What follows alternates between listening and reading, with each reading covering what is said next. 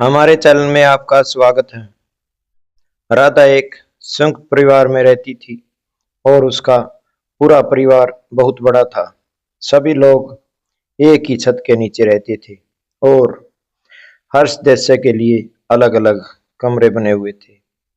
चाहे सदस्य बड़ा हो या छोटा, परिवार की सबसे खास बात यह थी कि सब लोग मिलकर एक ही मेज पर खाना खाते थे।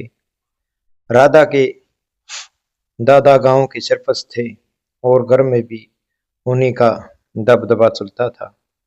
दादा के 4 बेटे थे, जिनमें राधा के पिता सबसे बड़े थे और राधा अपने माता पिता की इकलौती संतान थी।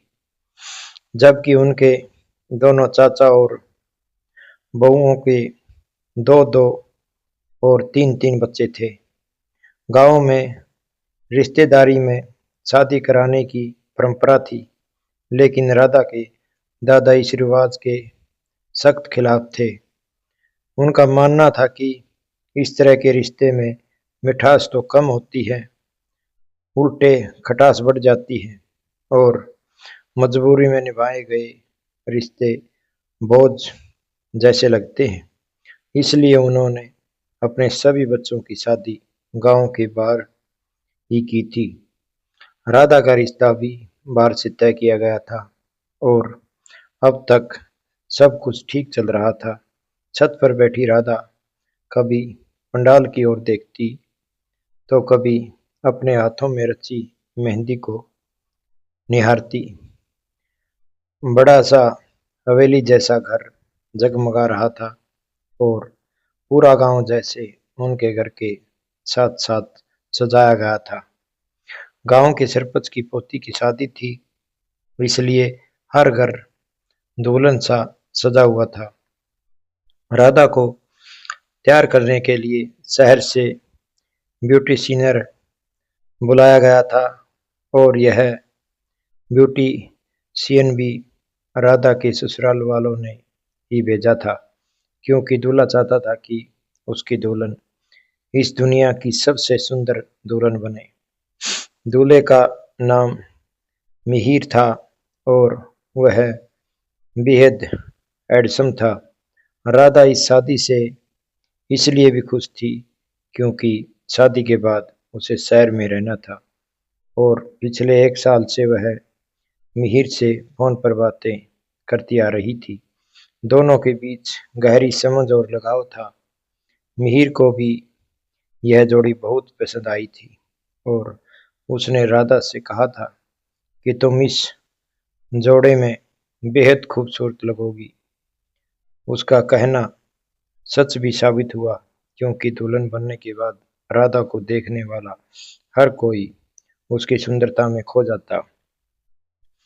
सुबह से ही चचेरे भाई बहन और दोस्तों ने उन्हें मिहिर का नाम लेकर चिढ़ाना शुरू कर दिया था और सबको लग रहा था कि राधा की शादी का मंडप में प्रवेश फिल्मी अंदाज में होगा।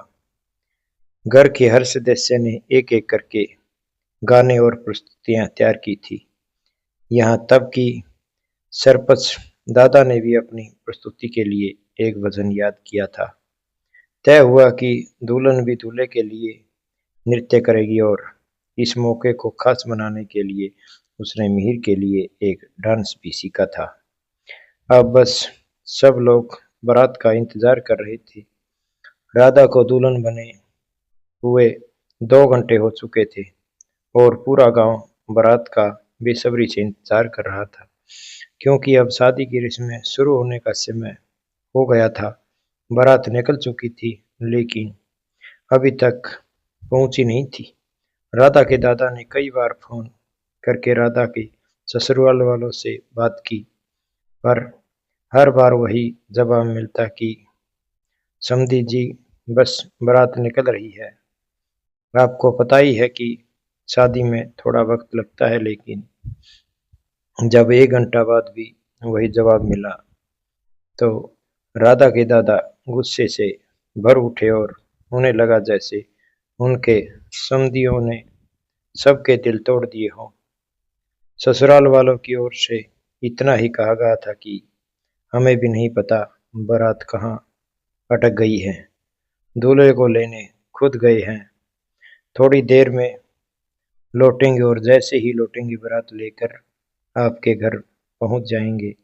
लेकिन जब इंतजार करते करते दिन ढलकर रात हो गई तो गांव के लोग आपस में बातें करने लगे कि जरूर दूल्हे वालों ने धोखा दिया है। कुछ लोग राधा के दादा से कहने लगे कि यह लोग कोई दूसरा बहाना बना रहे हैं। हो सकता है कि दूल्हा कहीं और शादी कर रहा हो और लड़की को तो अब बदनसीब ही कहलानी है। यह सुनकर राधा का दिल सूखे पत्तों की तरह कांप उठा। गांव के कुछ लोग और राधा के दादा को समझाने लगे कि अब तो आपकी बेटी पर दाग लग गया है, अब कौन इसे अपनाएगा। कुछ बड़े बुजुर्ग कहने लगे कि अभी भी समय है, भले ही आप परिवार के भीतर रिश्ते करने के खिलाफ रहे हो, लेकिन इस समय हालात को समझिए और राधा बिटिया का विवाह यहीं गांव में करा दीजिए। यहाँ तक कि कुछ लोगों ने तो दादा को यह सलाह भी दी कि राधा की शादी अपनी ही बहन के बेटे से करा दीजिए। लेकिन दादा अपने सिद्धांतों के पक्के थे। उन्होंने ठान लिया कि चाहे कुछ भी हो जाए, वो अपने बच्चों की शादी परिवार के भीतर नहीं करेंगे और राधा के मामले में भी इस नियम को नहीं तोड़ेंगे। इस तरह दादा के कानों में गांव वालों की आवाजें गूंज रही थी और दूसरी तरह उनकी अपनी बेटी जैसी पोती की जिंदगी अधर में लटक रही थी। राधा का पिता, जो भाइयों से सबसे बड़ा था, अपमान और तानों का बोझ उठाने को मजबूर खड़ा था। वह अंदर से पूरी तरह टूट चुका था। चेहरे का रंग उड़ गया और अचानक अपनी उम्र से कहीं ज्यादा बूढ़ा लगने लगा था। बेटी के हाथ पीले होने से पहले ही शादी टूट जाने का दर्द सिर्फ वही पिता समझ सकता है। राधा ने अपने पिता की हालत देखी तो उसकी आंखों से आंसू बह निकले। उधर गांव के लोग और रिश्तेदार धीरे धीरे लौटने लगे। तभी राधा के दादा ने ऐसा फैसला सुना दिया कि राधा के पैरों तले जमीन खिसक गई। राधा ने ऊंची आवाज में कहा कि इन लोगों ने हमारे मान सम्मान से खेल किया है, हमारी बेटी का मजाक बनाया है और हम चुपचाप देखते रहेंगे। ऐसा नहीं होगा, शादी आज ही होगी और यहीं होगी। और सब ध्यान से सुन ले, मेरे सिद्धांत पहले से भी नहीं टूटे हैं और आज भी नहीं टूटेंगे। यह सुनकर वहां खड़े सभी लोग हक्का मक्का रह गए। राधा सबसे ज्यादा दुखी दिल रही थी और सोच रही थी कि अगर मेरी शादी परिवार में नहीं होनी तो आखिर किससे होगी। तभी राधा के दादा ने वहां मौजूद 15 साल के एक लड़के को आवाज लगाई और बुलाकर कहा कि मंडप में बैठ जा। यह सुनकर राधा ऐसे सन रह गई जैसे उसके पैरों तले जमीन खिसक गई हो। घर वाले ही नहीं बल्कि गांव वाले भी यह देखकर हैरान थे कि सरपंच दादा ने अपनी पोती की शादी 15 साल के बच्चे से करने का फैसला कर लिया। उस बच्चे का नाम माधव था और वह इसी हवेली में रहता था। माधव सरपंच दादा का नौकर सुंदरलाल का बेटा था, जिसकी मौत उनके कारखाने में हुए हादसे में हो गई थी।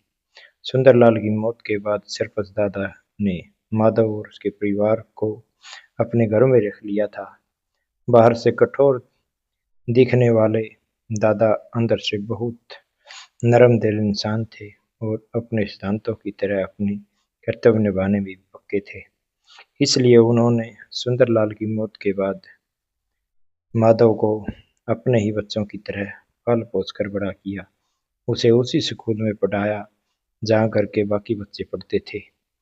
माधव राधा से 5 साल छोटा था और राधा उसे छोटे मालिक की तरह मानती थी। जब माधव ने दादा का फैसला सुना तो वह भी हैरान रह गई और बोला, मालिक, ये आप क्या कह रहे हो?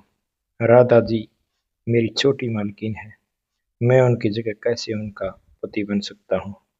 लेकिन राधा के घर में सरपंच दादा के फैसले के आगे किसी की भी नहीं चलती थी।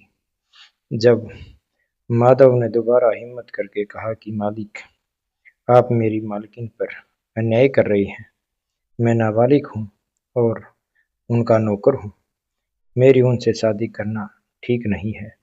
यह कहते हुए दादा के पैरों में गिर गया और शादी से इनकार कर दिया। उधर राधा भी यह शादी नहीं चाहती थी, क्योंकि न तो माधव के साथ उसका कोई रिश्ता जुड़ा था और न ही उसके मन में यह विचार था। लेकिन घर की औरतें भी दादा के फैसले के खिलाफ बोलने की हिम्मत नहीं कर रही थी। राधा के चाचा ने गुस्से से माधव को पकड़कर कहा कि तू समझ नहीं रहा कि मालिक ने क्या कहा। यह घर की इज्जत का सवाल है और जो सरपंच दादा कही वही करना होगा। डरते डरते माधव चुपचाप मंडप में बैठकर, लेकिन यह शादी न हो तो राधा को मंजूर थी और न ही माधव को। इधर बारात न आने से पहले ही बहुत बड़ा तमाशा हो चुका था, क्योंकि मिहिर ने राधा को धोखा देकर रिश्ता तोड़ दिया था और अब यह सब अचानक हो रहा था। जिस मिहिर से वह फोन पर मीठी मीठी बातें करती थी, उसने कभी यह एहसास नहीं होने दिया कि वह शादी के लिए राजी नहीं है। जैसे ही माधव मंडप में बैठा, सरपंच दादा ने राधा की माँ को आदेश दिया कि राधा को मंडप में लाकर बैठाओ। राधा ने विरोध किया, लेकिन घर की लड़की होने के नाते उसके फैसले की कोई कदर नहीं थी। माँ उसे खींचकर मंडप तक लाई और वह बिना कुछ कहे चुपचाप बैठ गई, क्योंकि इस घर में लड़कियों को अपने जीवन के फैसले लेने का हक नहीं है। यह कहानी कैसी लगी? सब्सक्राइब करें, लाइक करें, कमेंट करें। जय श्री राम। धन्यवाद दोस्तों।